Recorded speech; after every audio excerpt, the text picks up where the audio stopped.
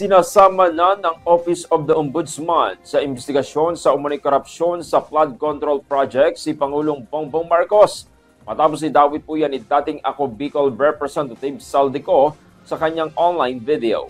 Ayon po kay Ombudsman Boying Remulla, lahat ng pinangalanan ni Ko, including former Speaker Martin Romualdez, dating Budget Secretary Amena Pangandaman at dating PLLO Yusek Adrian Bersamin, ay kanila nang tinitingnan sa kanilang motu proprio investigation.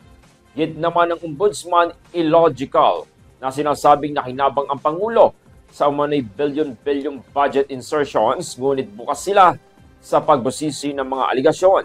Amon pa ni Remulla kay Saldico, umuwi na sa Pilipinas at panumpaan ang kanyang salaysay laban sa mga opisyal na idinadawit niya. Good morning.